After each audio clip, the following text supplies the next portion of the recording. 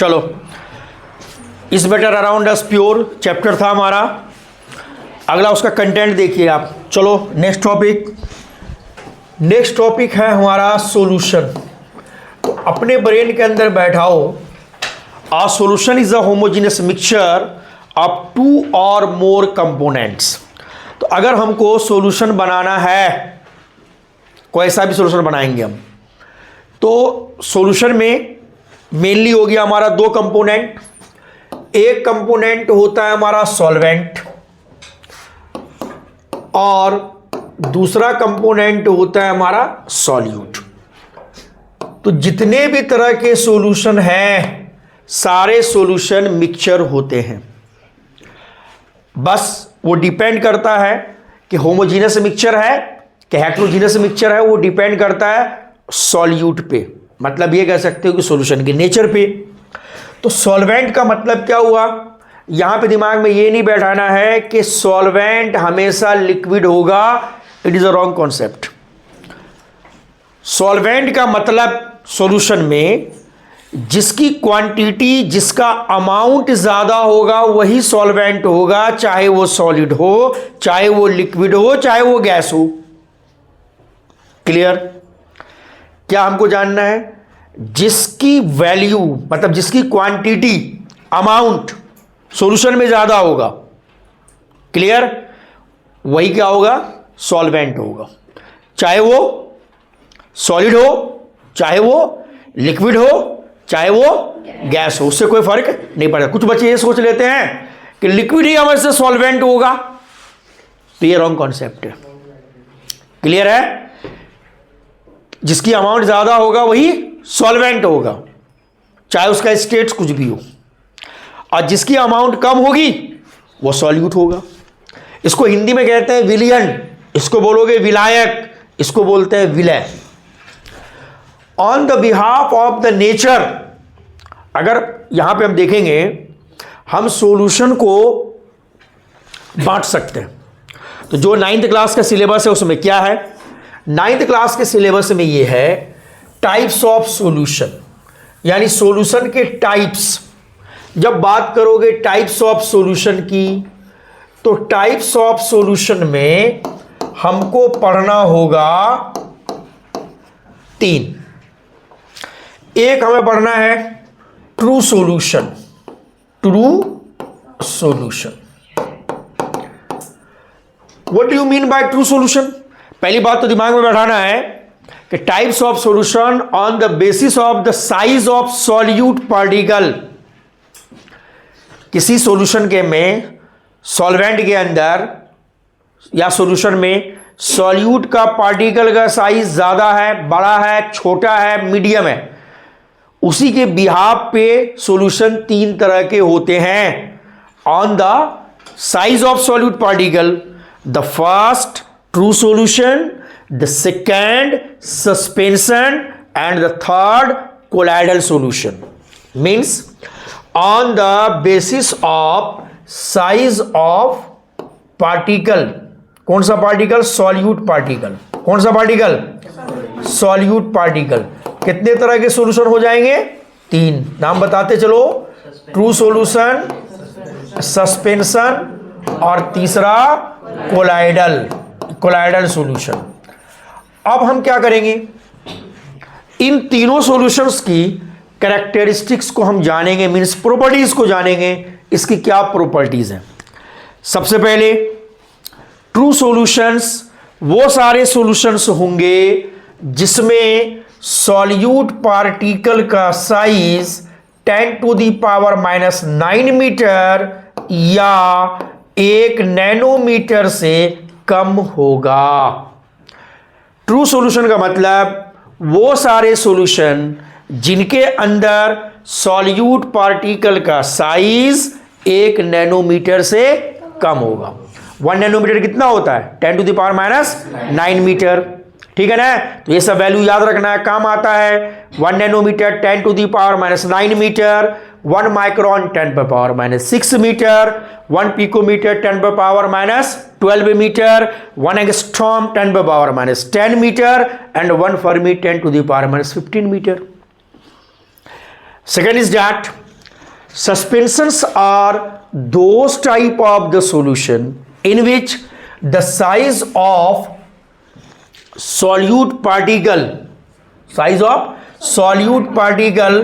greater than 1000 nanometre. कितना? 1000 nanometre. इससे ज्यादा बड़ा होता है ये कोलाइडल. इसमें सोल्यूट का साइज 1 नैनोमीटर से लेके 1000 नैनोमीटर के बीच में होती है, उसको बोलोगे कोलाइडल. तो कहने का सेंस क्या हुआ कि true solution, suspension and colloidal उस तरह के सॉल्यूशन है जिसमें हम इनको बांटते हैं on the basis of their size of solute particle. Got it? पहला पॉइंट क्लियर. अब आते हैं इसके दूसरे पॉइंट पे. दूसरा पॉइंट क्या है कि ट्रू सॉल्यूशन जो होते हैं ये स्टेबल होते हैं.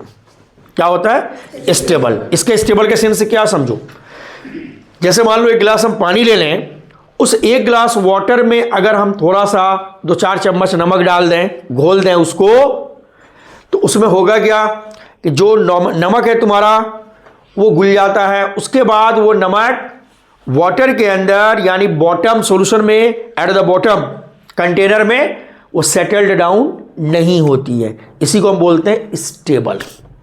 ठीक है, ये तुम्हारा क्या होता है? स्टेबल नहीं है ये. क्योंकि अगर मान लो इसका एग्जांपल चौक वाटर ले लो, कुछ टाइम के बाद चौक क्या हो जाएगा? Settle down at the bottom. ठीक है, ये भी स्टेबल माना जाता है. अब उसके बाद ट्रू सॉल्यूशन को हम जो है फिल्टर नहीं कर सकते. फिल्टर इसको कर सकते हो, इसको फिल्टर नहीं. इसको हम क्या कर सकते हैं? अगर कर सकते हैं, अलग कर सकते हैं, तो उसके लिए होता है एक मेथड सेंट्रीफ्यूगेशन. जैसे मिल्क से क्रीम को अलग करते हो, क्या कहलाता है ये? सेंट्रीफ्यूगेशन. क्या कहलाता है? सेंट्रीफ्यूगेशन प्रोसेस है ये. तो यहां पर मिल्क क्या है हमारा? मिल्क यहां पे कोलाइडल सॉल्यूशन है. मिल्क क्या है? कोलाइडल सॉल्यूशन है.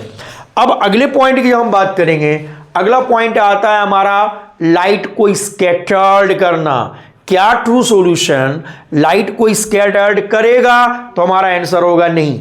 लाइट को स्कैटर्ड करने का मतलब यह हुआ कि क्या यह टिंडल इफेक्ट देगा? मैंने तुमको बताया था कि अगर सॉल्यूशन के अंदर लाइट को पास करते हो तो उसके पार्टिकल बिकम विजिबल होते हैं आफ्टर स्कैटरिंग, है ना.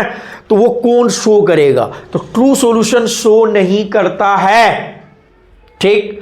और ये अगर सस्पेंशन शो करेगा, कुछ केस में ये शो कर सकता है, और ये शो करता है. कौन? कोलाइडल. कौन सा effect? Tyndall effect. Tyndall effect का, टिंडल साइंटिस्ट का नाम था. टिंडल का मतलब लाइट को स्कैटर्ड करना, पार्टिकल का नेचर हो लाइट को स्कैटर्ड करने की. ठीक है.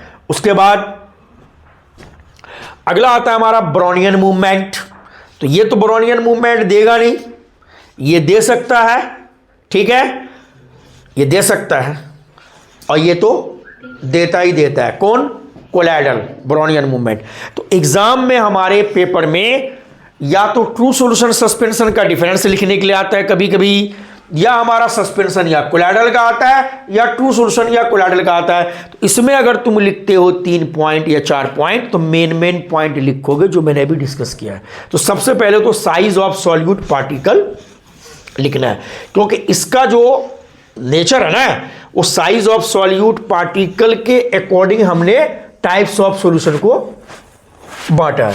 अब यहां देखो, जैसे ये है हमारा कोलाइडल सॉल्यूशन. जब आप क्लास 12th में जाओगे, वहां एक चैप्टर पढ़ोगे surface chemistry and colloidal state. तो फिर कोलाइडल सॉल्यूशन के बारे में पूरा वहां पर रामायण पढ़ोगे. बहुत बेसिक चीजें हैं, डिफरेंट और बहुत डेप्थ में भी है. तो अगर हम बात करेंगे कि कोई भी सॉल्यूशन बनता है सॉल्वेंट और सॉल्यूट से. किससे बनता है? सॉल्वेंट और सॉल्यूट से. तो अगर हम कोलाइडल सॉल्यूशन की बात करते हैं, तो कोलाइडल सॉल्यूशन के अंदर जो सॉल्वेंट है और दूसरा जो हमारा सॉल्यूट है, सॉल्वेंट एंड सॉल्यूट. तो सॉल्वेंट को हम लोग डिस्पर्सन मीडियम के नाम से भी जानते हैं. कौन सा मीडियम के नाम से जानोगे बच्चा लोग? Dispersion medium. और सॉल्यूट को हम लोग डिस्पर्स्ड फेज के नाम से भी जानते हैं। Dispersed phase, dispersion medium.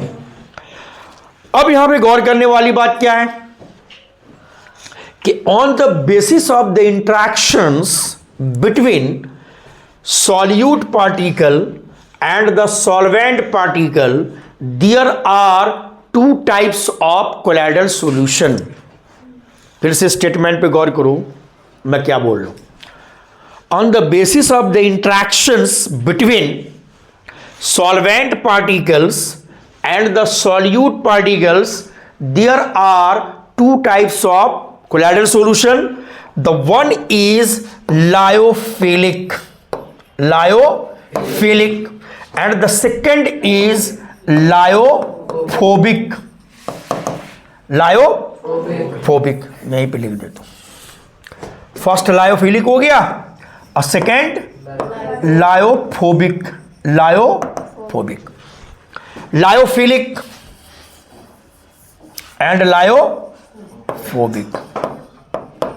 फिर से एक बार रिकॉल कर लो अच्छे से, एक बार अच्छे से रिकॉल क्या करो कि there are two types of colloidal solution on the basis of interactions between solvent and solute particles. इन दोनों के इंट्रैक्शंस की वजह से दो तरह के होते हैं। The one is the lyophilic, lyophobic. यहां पर अगर मान लो लायोफिलिक सॉल्यूशन में मान लो कि वाटर हमारा सॉल्वेंट है। सॉल्वेंट कौन है? वाटर। तो इसको हम बोलेंगे हाइड्रोफिलिक। क्या बोलोगे? क्या बोलोगे?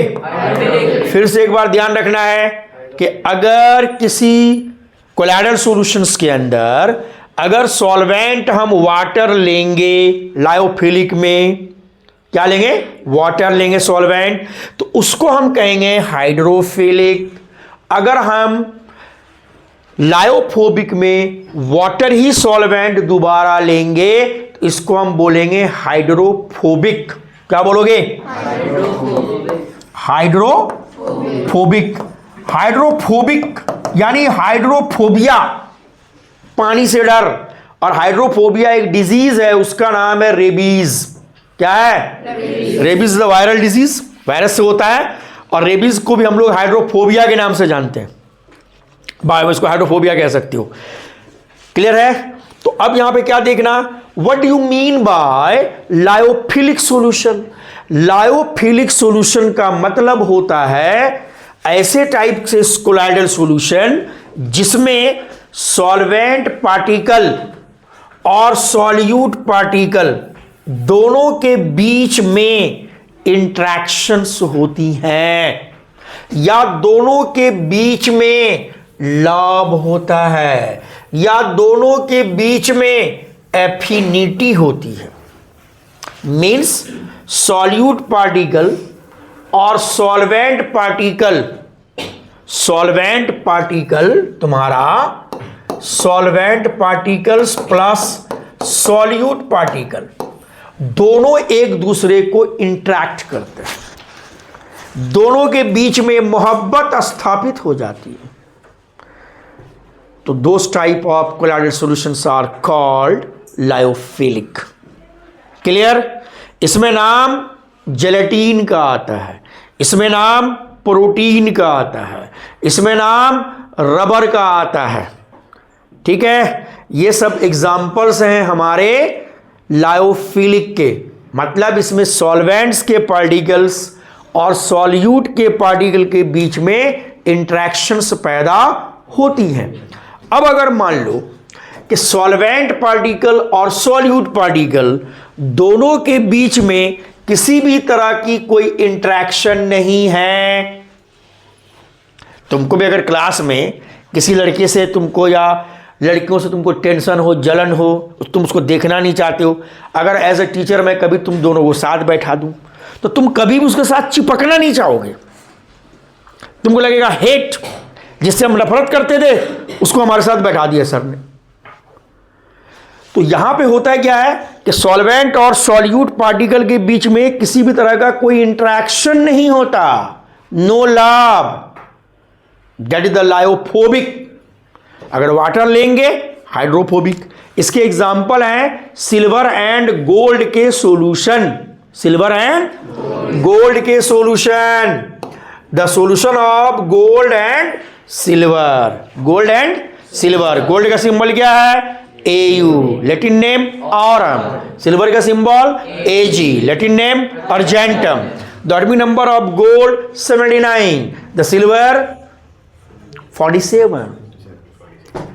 बात समझ में आ रही है? तो इनके और कुछ सल्फाइड्स भी हैं, मेटल सल्फाइड, वो भी तुम्हारे लायोफोबिक माने जाते हैं। Any problem? चलिए अब इस चैप्टर का अगला हमारा जो टॉपिक है वो है, इधर समझिए पहले, अगला टॉपिक है हमारा मेथड्स ऑफ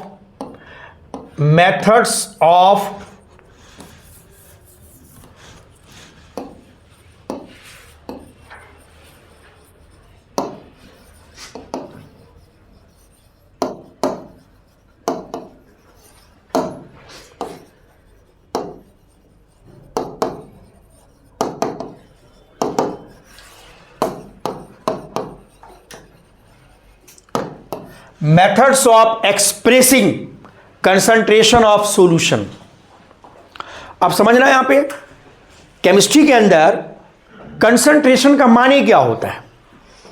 कंसंट्रेशन यानी सांद्रण। अगर ठीक ग्लास ऑफ वाटर यहां पे,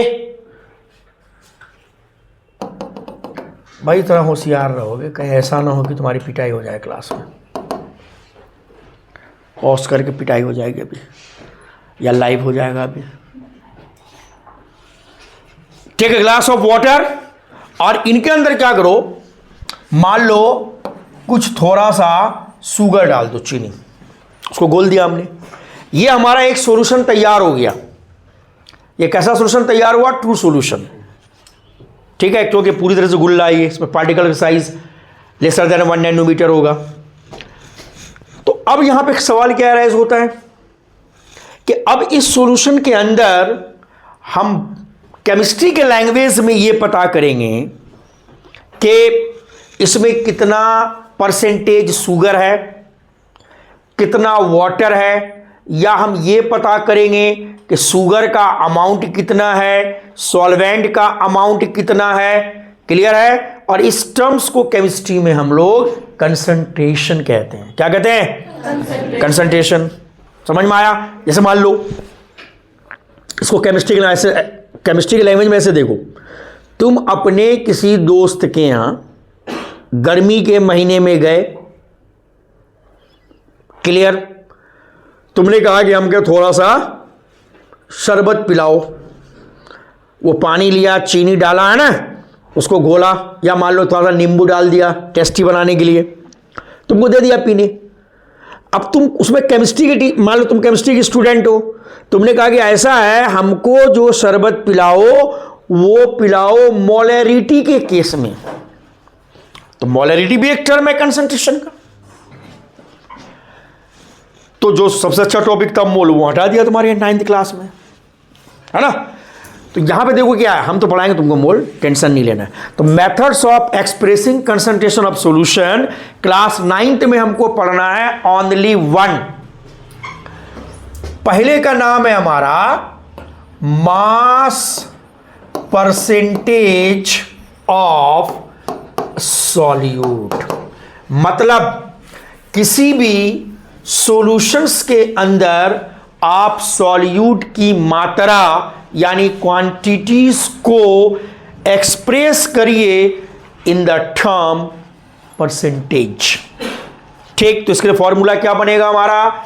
इसके लिए हमारा फॉर्मूला बनेगा मास ऑफ सॉल्यूट, उस सॉल्यूशन में जिसकी बात होगी, divided by mass of solution multiply by 100। Clear है? यही है क्वेश्चन एनसीईआरटी में। एग्जाम्पल में जब देखोगे 3.2 वाला उसमें सोल्व है, जिसका आंसर है कितना 11.1%। और यही सवाल पूछा था कहां? AMU 11th एंट्रेंस में, एनसीईआरटी का एग्जाम्पल का क्वेश्चन है। Got it? तो अब यहां पे समझ लो। अब इस क्वेश्चन में जब सोल्व करेंगे हम, तो दो बातें हम हमेशा दिमाग में बैठाएंगे।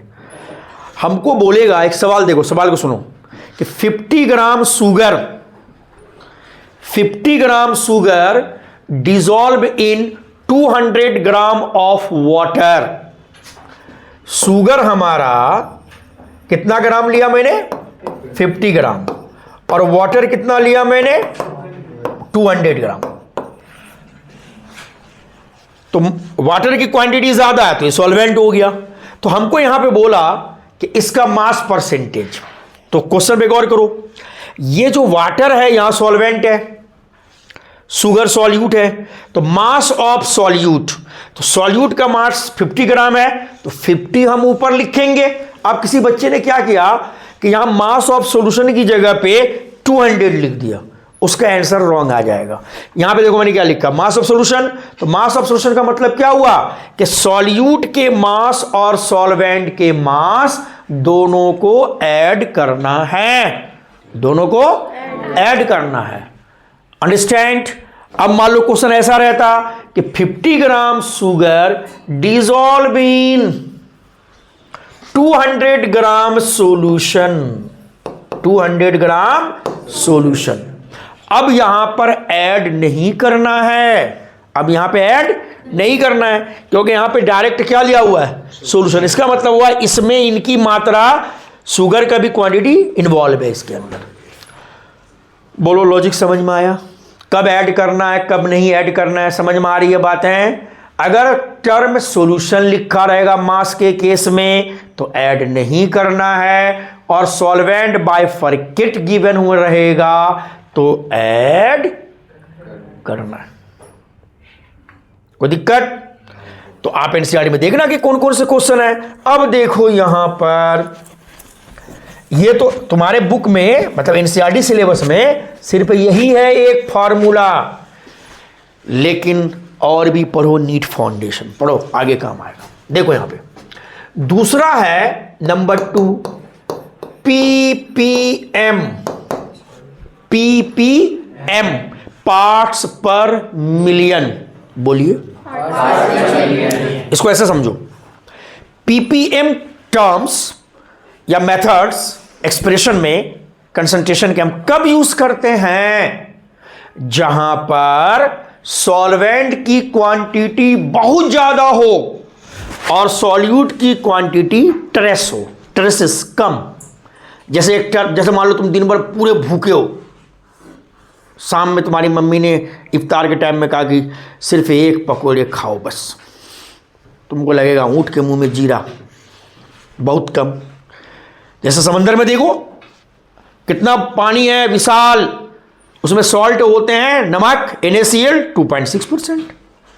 तो the terms of the ppm या पीपीबी हम वहां पे इस्तेमाल करेंगे जहां पर सॉल्यूट की क्वांटिटी सॉल्वेंट के कंपेयर में बहुत ही कम होते हैं, ट्रेसेस होते हैं, नेग्लिजिबल होते हैं। तो क्या लिखोगे यहां पे? मास of solute by mass of solution into 10 to the power 6। Got it? Ppm में क्या आ जाएगा? क्या आ जाएगा? मास of solute by mass of solution into 10 पे पावर 6। अब मान लो और भी नहीं के बराबर है, तो यहां पे आ जाएगा पीपीबी, पार्ट्स पर बिलियन। तो mass of solute by mass of solution into 10 to the power 9। कितने मेथड हो गए? 3। कितने हो गए? पहला हो गया परसेंटेज, दूसरा हो गया पीपीएम और तीसरा हो गया पीपीबी। उसके बाद बच्चे अगला मेथड्स हैं फोर्थ, इसको हम लोग कहते हैं स्ट्रेंथ। क्या कहते हैं? स्ट्रेंथ। स्ट्रेंथ निकालने का फॉर्मूला क्या होता है? स्ट्रेंथ निकालने का फॉर्मूला होता है मास ऑफ सॉल्यूट इन ग्राम, यानी सॉल्यूट का मास ग्राम में ले लो। फिर समझो, अगर मान लो सॉल्यूट का मास केजी में है या मिलीग्राम में है, सेंटीग्राम में, किसी चीज में है, तो you should just change into gram. तो इसमें चेंज करना है ग्राम में, और नीचे लिखना है volume of solution in litre. तो यहां पे देखने वाली बात क्या है कि मास of solute in gram divided by volume of solution in litre. इसका सेंस क्या है कि अगर मान लो कि वॉल्यूम लीटर में नहीं हो तो लीटर में चेंज करना है, लीटर में, क्योंकि ये सारे वेज हैं किसी भी सॉल्यूशंस के अंदर जो सॉल्यूट या सॉल्वेंट होता है उसके मेथड को बाय न्यूमेरिकल या बाय मैथमेटिकल कैलकुलेशन एक्सप्रेस करने के तरीके हैं। और भी होता है, देख ही लो, लगे हाथ। एक होता है हमारा बच्चे मोलैरिटी। क्या होता है? मोलैरिटी। ठीक है, ये सब काम आएगा तुम्हें नीट फाउंडेशन में। मोलैरिटी, मोलैरिटी का मतलब क्या हुआ? 1 लीटर किसी भी सॉल्वेंट में how many number of moles of solute present. 1 litre किसी भी सॉल्वेंट में सॉल्यूट के कितने मोल हैं? तो फॉर्मूला क्या बनेगा? Number of moles of solute divided by volume of solution in litre, या इसको हम ऐसे भी लिखेंगे मोलैरिटी इक्वल टू, चलो ये तो सॉल्यूट हो गया तुम्हारा, सॉल्यूट अब वॉल्यूम इन अ लीटर। ठीक, अगर मान लो कि ये वॉल्यूम लीटर में नहीं है, मिलीलीटर में है, तो क्या लिख सकते हो? Molarity equal to mole divided by volume. यहां पे मान लो ये मिलीलीटर में है तो यहां मल्टीप्लाई बाय कितना हो जाएगा? 1000। मल्टीप्लाई बाय कितना हो जाएगा? 1000। तो कहने का मतलब देखो, इसके अलावा और भी है। तुम्हारा 9th लेवल में बियॉन्ड हो गया ये, तुम्हारे बुक में सिर्फ एक ही है परसेंटेज, उसमें मैंने एक्स्ट्रा बताया ताकि आगे काम आएगा। मोलैरिटी है, इसके आगे मोलैलिटी है, इसके आगे नॉर्मेलिटी है, इसके आगे मोल फ्रैक्शन है, इसके आगे फॉर्मेलिटी है। ये सब के सब methods of expressing concentration of solution है। Mass percentage of solute, ppm, ppb, strength, molarity, molality, normality, formality, mole fraction. Clear? अब कर दो, काहे गप कर रहा था रे?